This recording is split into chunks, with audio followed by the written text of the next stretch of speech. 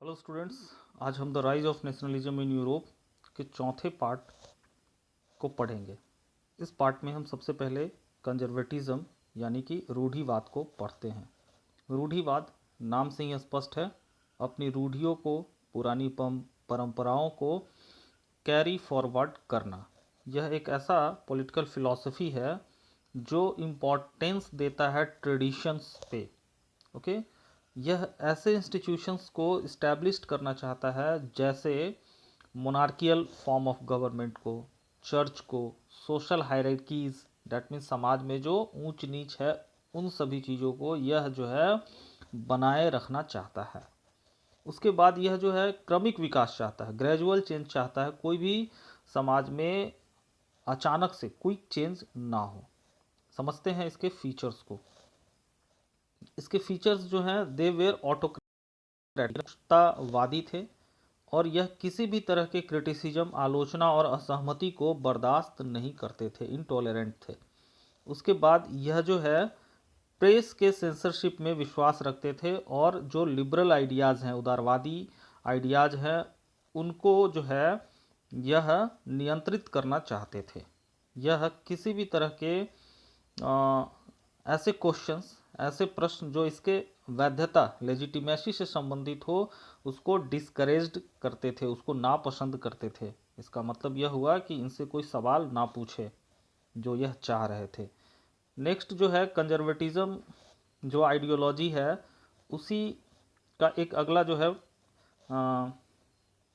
Portion है हमारा Congress of Vienna. ये जो है 1815 में हुआ था। कांग्रेस सम्मेलन कह सकते हैं इसको आप। तो वियना में जो सम्मेलन हुआ था यह 1815 में हुआ था और वियना है कहाँ, ऑस्ट्रिया में। तो ये जो है किन देशों के द्वारा अरेंज किया गया था, किन शक्तियों के द्वारा? तो ब्रिटेन, रशिया, प्रूशिया और ऑस्ट्रिया के द्वारा जो है यह हेल्ड किया गया था। यह क्यों किया गया था? तो यूरोप में फिर से मोनार्कीज को इस्टेब्लिश्ड करने के लिए जो चेंजेस नेपोलियन ने लाए थे यूरोप में, उसको फिर से क्या करना था, रेस्टोर करना था, उसको पुनः बहाल करना था। ठीक है, तो रूढ़िवादिता के साथ ही यह जो है वियना में हेल्ड हुआ था और इसका जो लीडर था इस कांग्रेस का, वो था ऑस्ट्रियन चांसलर ड्यूक मैटरनिक। इस ऑस्ट्रियन चांसलर का नाम, जिसका नाम ड्यूक मैटरनिक है, ये आप याद रखेंगे, बहुत बार एग्जाम में पूछा गया है 1 नंबर के क्वेश्चन में। समझते हैं इस सम्मेलन के प्रमुख विशेषताओं को, फीचर्स को। ये आप इसकी सभी विशेषताओं को, आप इसके सभी फीचर्स को आप याद रखेंगे। ये एग्जाम में अक्सर पूछा जाता है कि what was the provisions of Vienna Congress. इसका जो पहला प्रोविजन ये था कि जो बुरबॉन डायनेस्टी था उसको फिर से रिस्टोर किया गया, फ्रांस में फिर से उसको गद्दी पे बिठाया गया नेपोलियन के सम्राट हटने के बाद से। फ्रांस ने जो भूभाग जीते थे नेपोलियन के अंडर, उन सभी को छीन लिया गया, एनेक्स्ट कर लिया गया फ्रांस से। उसके बाद फ्रांस भविष्य में अपने सीमा का विस्तार न करे, इसके लिए कुछ उपाय किए गए। क्या उपाय किए गए? तो सबसे पहले जो है नीदरलैंड को फ्रांस के उत्तर में स्थापित किया गया। जिनेवा को पिडमोंट का एरिया दिया गया जो उसके साउथ में था।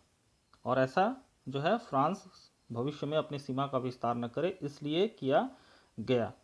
प्रूशिया को जो है नई टेरिटरी, नई भूभाग दी गई, जिसमें सैक्सनी का भी हिस्सा था। सैक्सनी जो भूभाग है वो दे दिया गया किसको? प्रूशिया को। ऑस्ट्रिया जो है उसको दे दिया गया कंट्रोल किसका? नॉर्दर्न इटली का।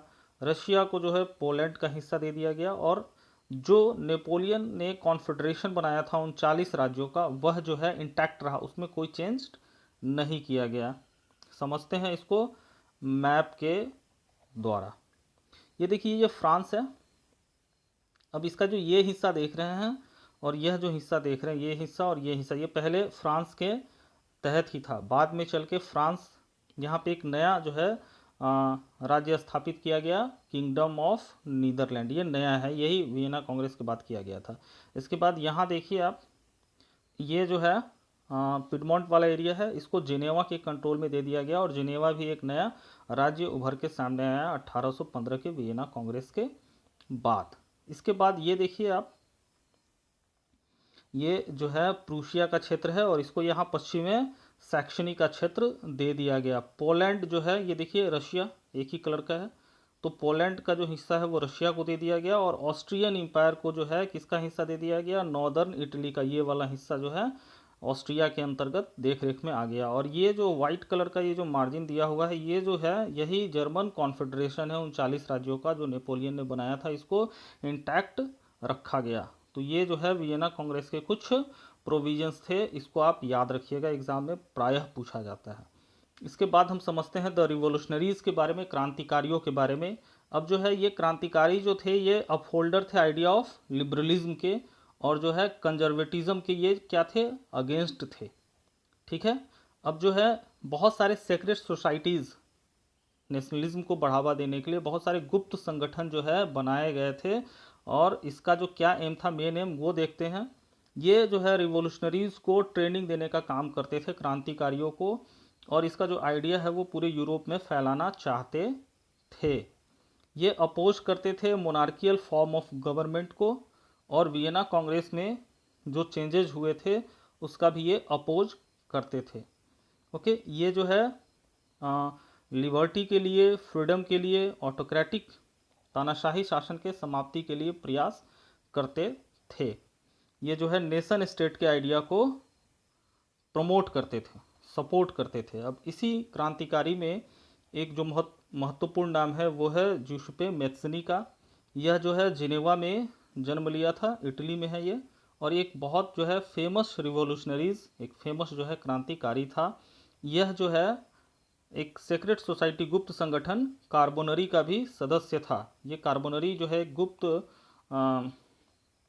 सेक्रेट सोसाइटी था जो इटली का था। यह जो है क्या था, इटली में राष्ट्र राज्य की संकल्पना लाने के लिए या पूरे यूरोप में राष्ट्रवाद को बढ़ावा देने के लिए इस तरह के सेक्रेट सोसाइटी बने थे, उसी का यह एक सदस्य था।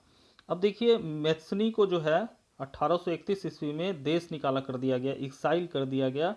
ठीक है, क्योंकि वो जो है रिवोल्यूशंस, क्रांतिकारी करता हुआ पाया गया लिगुरिया में और इटली के दूसरे भागों में भी। तो जो है अब देखिए मैत्सनी का एक विचार है कि that God had intended nation to be the natural unit of mankind. ये एग्जाम में आता है कि यह किसका कथन है कि God had intended nation to the natural unit of mankind. इसका मतलब हुआ कि ईश्वर की मर्जी के अनुसार राष्ट्र ही मनुष्यों की प्राकृतिक इकाई है, मतलब कि राष्ट्र होना चाहिए, वो ईश्वर की मर्जी है। अब जो है ये दो जो है सेक्रेट सोसाइटी को का फाउंडर था, एक तो यंग इटली जो मार्सेलिस में इस्टेब्लिश किया गया था, मार्सेलिस फ्रांस में है, और यहाँ पे यंग इटली नाम का एक सेक्रेट सोसाइटी इसने इस्टेब्लिश किया था। दूसरा यंग यूरोप, ये बर्न में इस्टेब्लिश किया था, बर्न जो है स्विट्जरलैंड में है। तो ये सवाल आपसे पूछा जा सकता है कि who was the founder of young Italy and young Europe secret societies. तो इसका आंसर क्या होगा, जूसेप्पे मैत्सनी। अब जो है मेटरनिख, जिसके बारे में अभी हमने पढ़ा था कि वो होस्ट था वियना कांग्रेस का, तो मेटरनिख जो है इसके बारे में एक स्टेटमेंट दिया था। वो स्टेटमेंट था the most dangerous enemy of the social order, सामाजिक व्यवस्था का सबसे खतरनाक दुश्मन। सवाल आएगा कि who described Mazzini as the most dangerous enemy of the social order, तो आपका उत्तर क्या होगा, ड्यूक मेटरनिख। ओके, धन्यवाद। आज के वीडियो में इतना ही, मिलते हैं अगले वीडियो में।